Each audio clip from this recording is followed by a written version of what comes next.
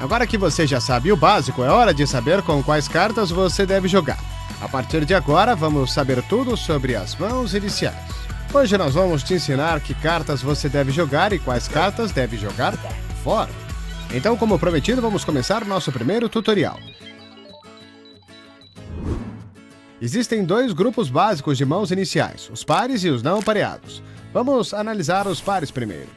O par de aces é a mão inicial mais forte que você pode ter, e quanto mais baixo o valor do par, menor o valor de sua mão inicial. Pares de aces, reis e damas são considerados mãos monstros, aquelas que você deve jogar praticamente todas as vezes. Valetes até pares de 8 são considerados pares médios, ainda são fortes, mas um pouco vulneráveis. Pares de 7 até 2 são pares pequenos e ainda são mãos decentes, mas eles geralmente perdem no showdown se as cartas comunitárias não derem uma trinca ao jogador. A força das mãos não pareadas varia muito. Algumas mãos, como as e rei naipado, são muito boas. Algumas são extremamente fracas. A pior mão que você pode ter é um 7 e 2 de naipes diferentes. Isso porque é muito difícil fazer uma sequência ou flush com essas cartas, e se fizer um par, vai ter um kicker ruim. Julgar a força das mãos não pareadas não é tão fácil como analisar os pares. Vamos entrar em detalhes mais à frente. Existem 3 valores que determinam a força das mãos não pareadas, sendo o que mais importante é o valor das cartas. Quanto maior a carta, melhor. É bom possuir 2 cartas altas. Dessa maneira, você pode acertar o par mais alto e usar a segunda carta como um kicker forte. Ter apenas uma carta alta é muito menos favorável, pois diminui pela metade suas chances de ganhar um par grande no flop. E se você acertar, pode ser batido facilmente por um par igual com um kicker melhor. Naipes iguais. Se você possuir 2 cartas do mesmo naipe, sua chance de acertar um flush é muito maior. É de cerca de 6% se sua mão for do mesmo naipe, contra 0,3% se as cartas forem de naipes diferentes. Ser do mesmo naipe não transforma uma mão ruim em uma mão boa, mas adiciona um valor considerável. Quando suas cartas são do mesmo naipe, é melhor que você tenha pelo menos uma carta grande. Dessa maneira, você geralmente ganha se alguém também acertar um flush. Mas se você tiver 2 cartas baixas do mesmo naipe, não se preocupe muito em ser derrotado por um flush maior. Isso ocorre muito raramente. Isso só é verdade se existirem 3 cartas do mesmo naipe na mesa. Se você fizer um flush com 4 cartas do mesmo naipe na mesa, deve-se pensar bastante se não está sendo derrotado. Seu oponente agora só precisa de uma carta desse naipe para acertar o flush. Se uma carta for maior do que as suas, ele vai ganhar o pote. Cartas conectadas. Se suas cartas são próximas em valor, pode-se formar uma sequência quando combinadas com as cartas comunitárias. Por mais próximas, maiores as suas chances. Intervalos de 1 ou 2 valores vão reduzir suas chances consideravelmente. Com um intervalo de 3, a sua chance é muito baixa. Com um intervalo de 4, é impossível fazer uma sequência. Os como valete 10, 5 e 4 têm um bom potencial. E agora sabemos que as piores mãos para jogar são as de valor baixo, sem conexão e de naipes diferentes. 7 e 2 é a pior mão. Suas chances de fazer sequências, flushes e pares altos o suficiente para ganhar o pote são baixas. Se você receber esse tipo de mãos, default. Elas vão acabar custando muitas fichas para você no longo prazo. E agora você já sabe o que considerar quando for julgar a força de sua mão inicial. Não existem apenas grandes nomes nesse programa, são as pessoas comuns que fazem o pôquer ao redor do mundo. Sou Vítor Mendonça, tenho 48 anos, sou de Almada, Portugal, trabalho na Procuradoria-Geral da República, sou pai de 2 crianças, 2 meninas, uma com 13, outra com 19 anos, e sou jogador de póquer. É a minha família, é o meu mundo, o póquer é um hobby para mim. Comecei a jogar póquer há 5 anos, desde novembro de 2006. Jogava online nos casinos, roleta e blackjack. E quando começou o póquer, comecei a jogar póquer, que achei um jogo muito mais atrativo e com muito mais capacidade de poder jogar.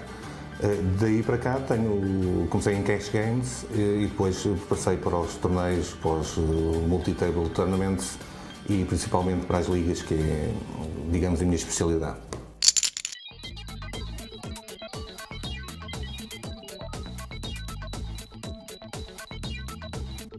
O ditado diz que a curiosidade matou o gato, mas mas deve ser levado junto a alguns jogadores novatos no poker também. Um dos erros mais comuns que o novato comete é ver muitos flops. Eles não conseguem resistir. Muitas vezes eles possuem cartas médias e dão call para ver um flop. Isso é chamado de limp. Não é porque você participa de mais mãos que vai ganhar mais fichas. Esse tutorial vai dar dicas sobre como jogar com convicção.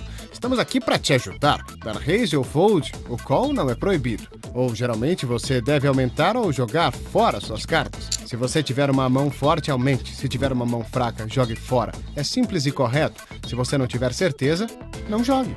Algumas vezes você pode não ter certeza de se sua mão é forte ou fraca. Rei valete parece bom, não é verdade? Mas e se outro jogador tiver rei e dama? Nessa situação de incerteza, jogue as cartas fora. Você deve ter firmeza, jogar pôquer com convicção. Pelo amor de Deus, não dê limp. Aumente 3 vezes o Big Blind. Nesse exemplo, os blinds são 50 e 100. Então, você deve aumentar para 300. Isso vai afastar algumas mãos fracas da jogada que poderiam lhe causar problemas depois. Simplesmente não. Siga essas regras básicas e você vai economizar fichas e parar de disputar potes onde não deve.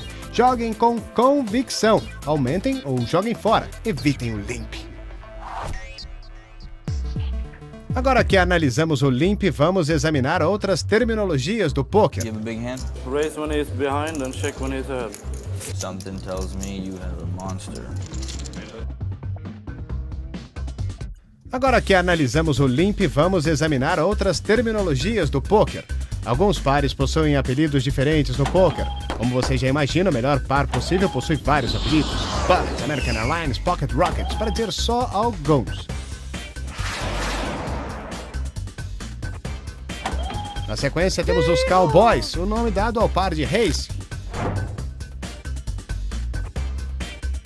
Mas não podemos esquecer das moças, as damas.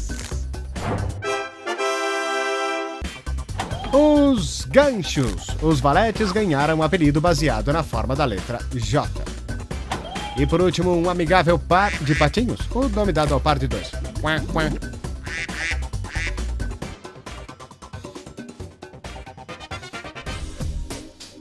E aqui vão alguns conselhos de um dos melhores jogadores, o campeão da World Series of Poker 2005, Joe Hashim.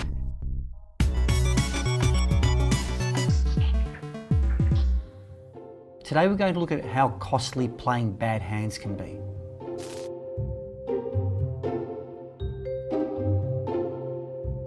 We have Boomer in middle position with a premium hand, a pair of queens.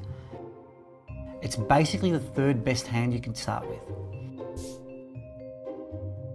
He elects to raise to 300. Now, this raise is designed to get all players with weaker hands to fold. Smokey, with 7-8 of hearts, a suited connector, elects to call the raise.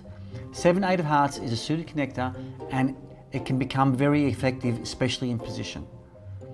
It's folded around to the big blind Boy Wonder, who elects to call with Jack 4. He's probably elected to play this hand because he's already put some chips into the pot and it's not costing him too much more to play. But his big mistake is that his hand is too weak to play. A lot of amateurs, a lot of beginners make this mistake. Don't be fooled into playing hands that you shouldn't be. So let's have a look at the flop. The flop comes Jack 10-6. And this is why it's a mistake to play Jack 4. Because now Boy Wonder has made a pair of jacks, which is what we call top pair. Boy Wonder checks.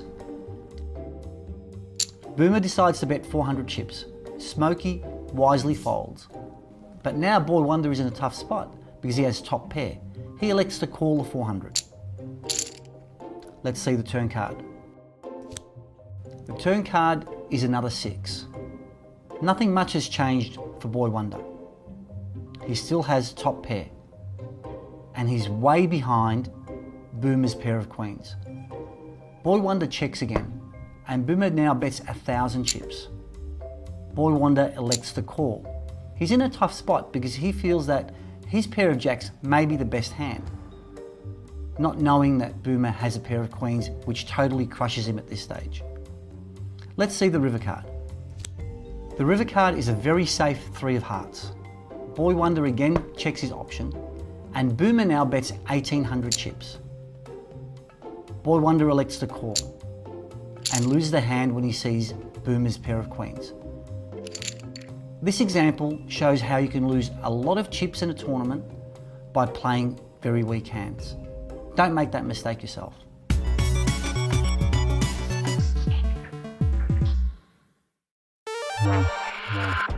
Se você quiser saber mais sobre poker, vá ao pokerstars.net. Esse é o final da primeira parte. Hora da pergunta sobre mãos iniciais. É bom ter as e valete, mas como sua mão encara um par baixo? Não se desespere, nós estamos aqui para te ajudar. Mas antes, vamos ver se você consegue descobrir sozinho. Se você tem as e valete, seu oponente possui um par de 6, qual a sua porcentagem de chances de vencer a mão? A resposta depois do intervalo.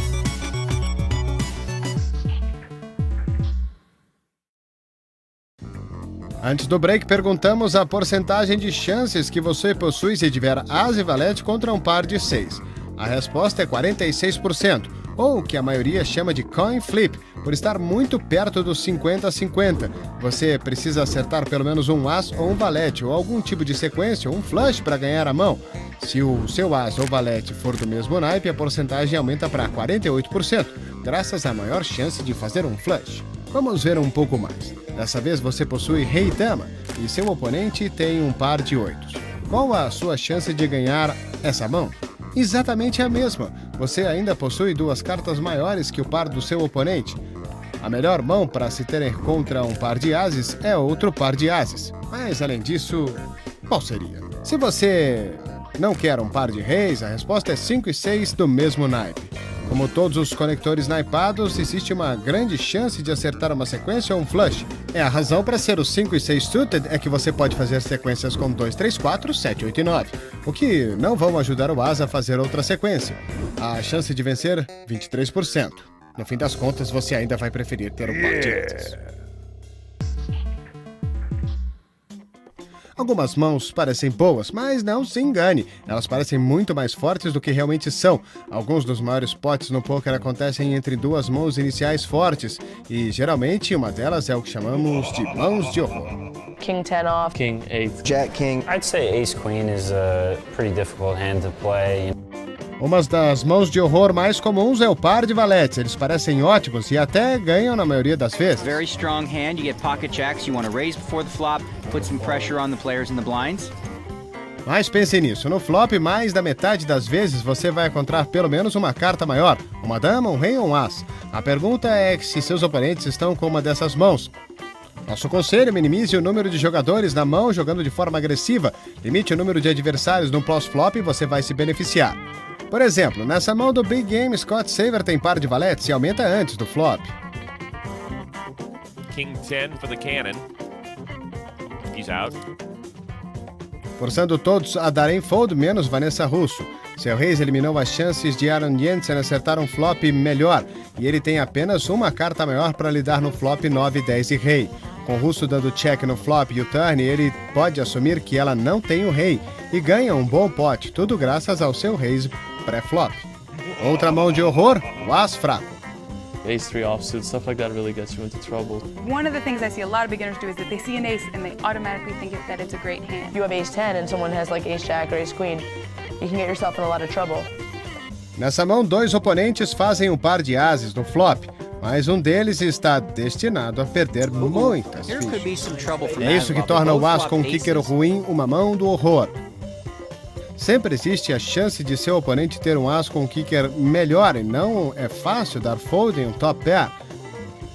Então sempre tome cuidado com um par de valetes e ases e um kicker fraco. Fiquem atentos. Vamos assistir essa mão em particular. Aqui está o Daniel Negriano.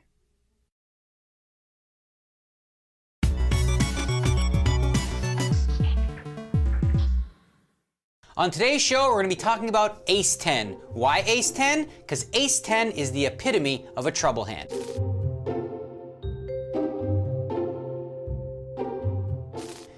On this hand, we have an amateur, Ernest Wiggins, playing on the big game against some professional players. Now, here he's dealt Ace 10 offsuit right next to the button, and he decides to just call. I don't like this play at all. If you're going to play Ace 10, which is a marginal hand, you need to be the aggressor. you need to be raising or folding. And I think with this hand in late position, it's certainly worth a raise, so that's what he should have done. Instead, he just calls. Now I fold, but Doyle Brunson, he calls from the small blind, and in the big blind, Phil Laak has absolutely nothing, a queen 6 offsuit. And he decides to raise the pot, okay? Now, you've got your ace 10, you've limped in, and what you've allowed to have happen here is Phil Laak is bullying you. He doesn't know here that Phil Laak has queen 6. Phil Laak could have one of those hands that have him dominated. Ace jack, ace queen, ace king, or even jacks, queens, kings, or aces. Had you raised with ace 10 coming in, everybody folds, you pick up the pot, which is the ideal situation with a hand like ace 10. You don't really want anyone to call because there's so many hands better than ace 10. So really, it's basically like a hand you want to steal with. What you don't want to do is play it weak, limp in, and then be forced to fold to a raise. I do like the fold though, because once you've limped in and you've been raised, you don't want to defend with ace 10. You're always better being the raiser than the caller.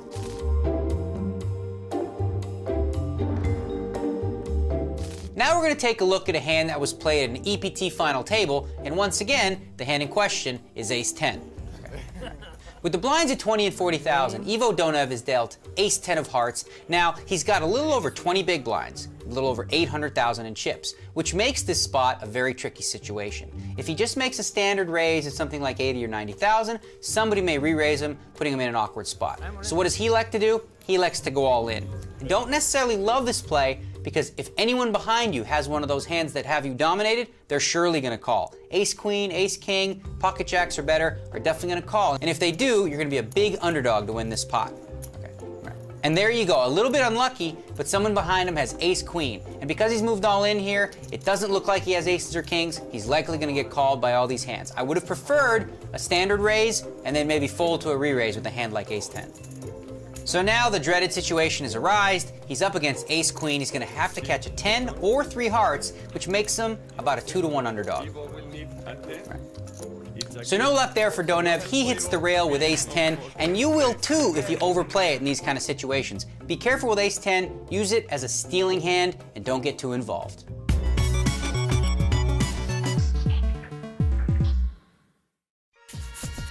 Muito obrigado, Sr. Daniel, por esclarecer tudo. Agora, decisões na vida acabam sendo preferência pessoal, mas no pôquer as decisões são baseadas em cálculos detalhados, na maioria das vezes.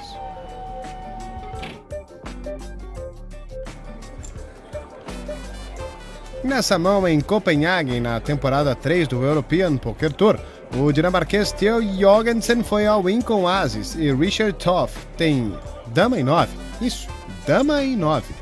Se você aprendeu alguma coisa nesse programa, deve ter aprendido que dama em 9 do mesmo naipe tem um certo potencial, mas não contra um all-in. Uma decisão fácil, certo? Não se você leva o seu instinto em conta. Theo, I think I have to trust in my instincts. It's as if you've got nothing on this.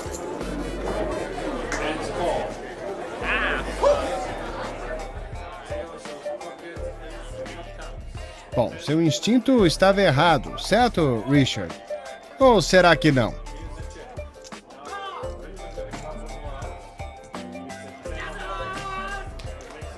Um flush no river, deu sorte, seus instintos estavam certos. Vai entender. Se você quer assistir a esse programa novamente ou recapitular episódios anteriores, visite o site everythingpoker.com.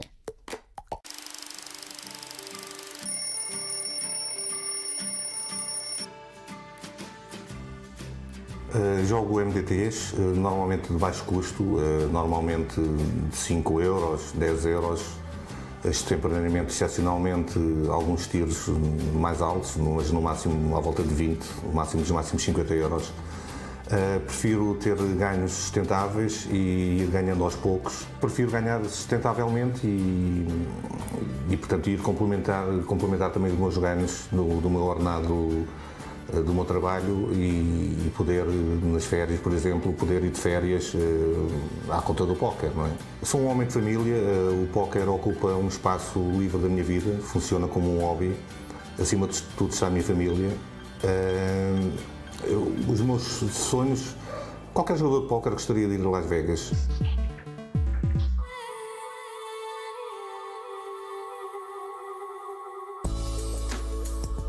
Vamos agora para Barcelona para ouvir novamente os prós falando sobre a força das mãos iniciais. Theo Jorgensen, aquele da Bad Beat, está na disputa junto com a campeã da EPT Sanremo, Liv Bourret, o bicampeão do LAPT Nacho Barbeiro e Daniel Negreanu. Well, like when I started playing, limit hold'em back in the day, everyone was so big on like starting hands. You can't play this in this position and all that, but I was much looser and much more aggressive and wilder, and like it was always my belief that real skill comes post-flop and starting hand requirements are kind of like overrated. I know you play, I'll point to you because I know you play on that. Do you believe that sometimes people spend far too much time worrying about like pre-flop starting hand requirements rather than situations? Yeah, I think they do. You gotta raise in some spots, but at the beginning, I also believe that you gotta avoid some certain spots being a beginner. So it's like, don't be racing with like ace-10 under the gun.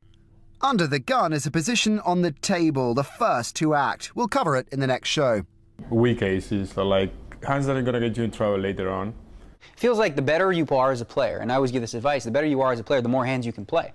Simply, but there are, as you mentioned, like hands, like are there hands that you just find that, for example, for yourself, that you find, okay, when you're in a tournament or whatever the case may be, that you seem to be doing fine, and there's a certain type of hand that you're like, oh boy, this is dangerous, I could blow my whole stack here, so maybe you decide to throw it away or just play cautiously. Other types of hands that you would, and what are they? What kind of hands would you? Especially hands like Nacho talked about, the like ace-10s and ace-10, even ace-jack, something like that when you're sitting there on the button.